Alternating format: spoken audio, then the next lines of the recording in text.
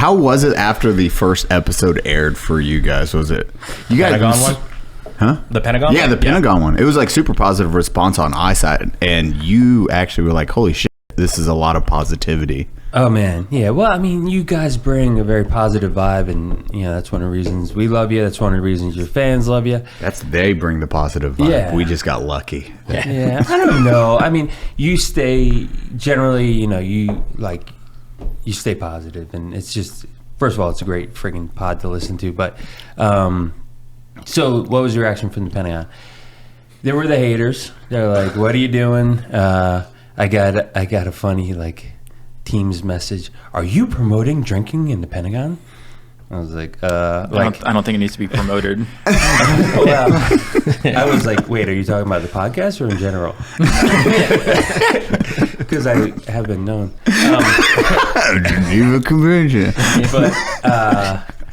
But the forward-thinking people are like, I'm so glad what you guys are doing, what they see you guys do for the community, for people interested in the military, for just people interested in general. It's great. Yeah, I think it was a blast. I mean, that was one of those staple. We still talk about that. It's one of those weird, holy shit, that was a thing. I'm not surprised that there would be people in the Pentagon that would be talking down about it, but at the same time, it's quite an interesting thing considering just a few months prior, the entire world got to see what the medium of podcast did to, I don't know, let's say a presidential election. That's right. And see that power and go, nah. but it's probably not it. That's definitely not it. Yeah. Podcast? Nah, that's not going to last. The other part Can is, we do more print media? yeah, all of it, long form, like newspapers. Just being able to communicate, right? So normally the Pentagon doesn't talk to the people. We talk through all kinds of spokespeople, and they sort of hear about it. So for leadership just to go, hey, we're gonna have a conversation. We're just gonna tell you what we're thinking. We're just gonna be very open. That is antithetical to how a lot of bureaucrats were raised. And being able to go from the chief and the chief spokesman and people on the staff down to every private, every sergeant, every officer in the Army and go, hey, here's what's happening. Unheard of. So the reaction from the force was, hey, I also want to drink White Claws, but it was, hey, that's an awesome message. Thank you for doing that. Yeah. That's all. I mean, even from all of us, it was that standpoint, and seeing behind the camera, because you did have specialists that were laughing in the background, and you got to see. You guys didn't get to see them, but in the background they're laughing. Drum, by the way, gone. It's just an awesome experience, and one we will always remember. And you Google fat electrician, first person to drink officially. Yeah. And that's staple in AI now and everything.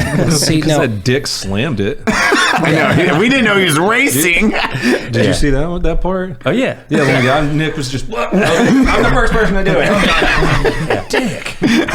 Yeah. He made the big announcement. If I knew it was that special of a thing, because I knew it was oh wow, that's really cool that we get a waiver. But I didn't know it was first officially consumed alcoholic beverage in the Pentagon. Minus all the hidden speakeasies. I don't want to rain on anybody's parade, but it's probably not the first alcoholic beverage consumed in the Pentagon. Officially. Signed off on.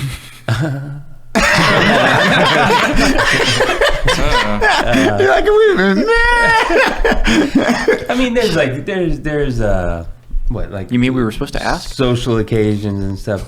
The process exists, but it was certainly the first one doing a podcast in the Pentagon and on drinking a White Claw during a podcast. Anyway, I'm a spokesman. I can make it the first of anything if you get it narrow enough. Yeah, but I was if we knew it was that special of an occasion, we would have probably chosen something other than a White Claw. I would have maybe brought some, I don't know, decent bourbon or something for everybody. I actually, the feedback, I did get some shit about that. Yeah, White Claws, really? And then I guess I said the people's drink. I love the smell of White Claw in the morning, so people quoted that back to me. That's funny. I mean, Alex is a big White Claw guy, so he was like, I'm soft and supple, leave me alone. We probably would have got out a bourbon of some type and then been completely shit wrecked by the end of it, because we would have finished it. You should have got the. It would have been great. Yeah, it would have been a very big race. Like, Nick is still just slamming it. That would have been a harder exception now.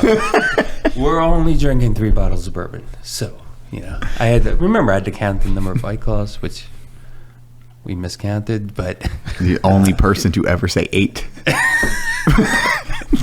the special 8-pack.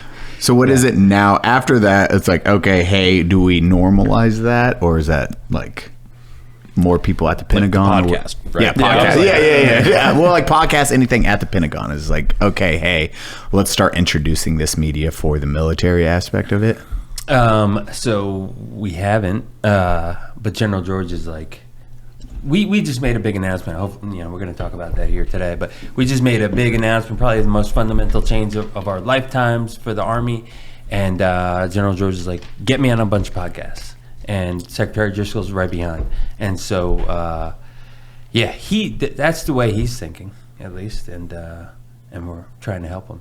But look, one of the reasons I'm on here today is to try to set the example for people that do my job. You're allowed to, literally, the first thing in my title is public. So public affairs officers, be public, talk to the people, talk to the media. We've got public affairs, very senior ranking public affairs officers that you can never find a quote from them, or you can never find a place where they've ever been public. And they continue to rise up the ranks. And that's not the whole job, but that's certainly part of the job. I mean, literally, it says it in our job title. So one of the reasons I'm here is like, try to set the example for the whole field. Get out there, talk to people. How the hell do you do a public PR job and not talk? That's like being a YouTube. Because they put their bosses in front. They're like, I can't answer this question, but General George can, or whatever. And he keeps us close enough where we can answer any questions. Alex has been, for the past week and a half, he's been on the Hill answering questions to Congress as a representative of General George. It's been very fun. I've enjoyed every moment of it. Be terrifying. Sorry, I would not do that. Like that, I got to speak from somebody else, and if I up,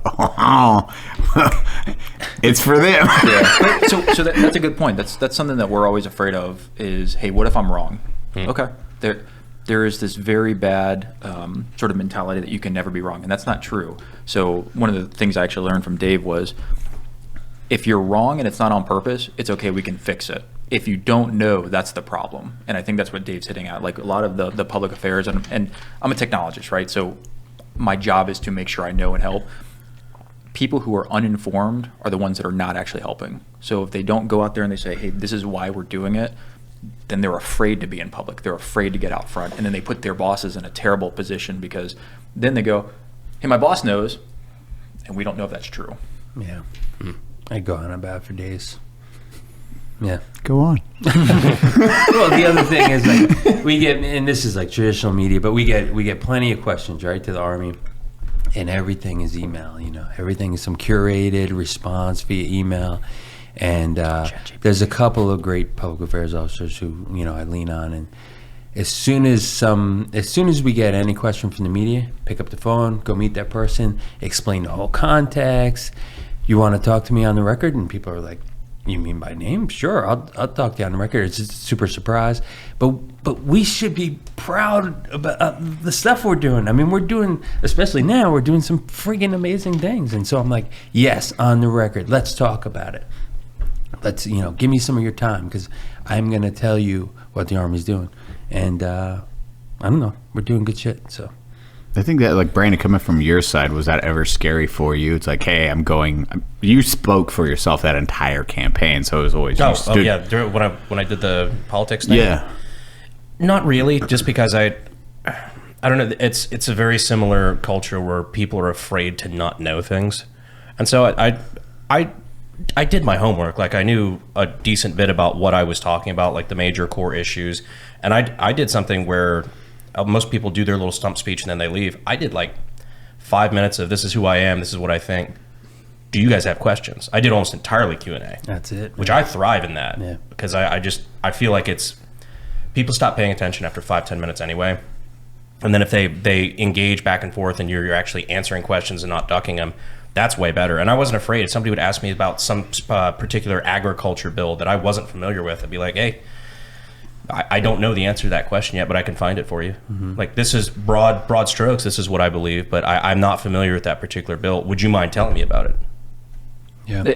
And it's something they taught us a long time ago, or at least they taught me a long time ago, was one of the most powerful things you can do as a leader is say, admit you don't know. Because too many people, you get into the bullshit cycle. It's like people will just make up answers if they think it's what you want to hear. Yeah. So it's been good.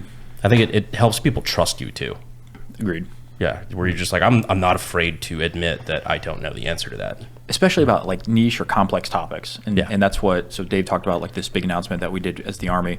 There's a lot of complex topics in there in terms of things that we're going to stop and things that we want to do, and like the technology ecosystem and how we want to engage, and like how we actually take care of soldiers. Some of it, like we have a lot of good data and analysis. There's a reason why we're doing it. We know this.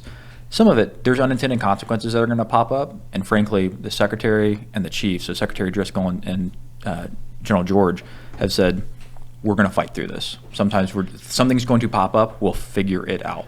And that's why, again, I've been on the Hill for the last couple weeks. I'll be on the Hill again tomorrow.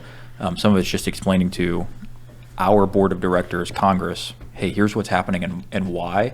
And if these things happen, we'll figure that out. Yep. You could overstaff. You could wait for it until you have every detail, all the answers, whatever. Secretary Driscoll, General George said, nope, let's go public. Let's go to the Hill. We're making these changes, and there's still plenty of things we need to figure out. So we're figuring them out.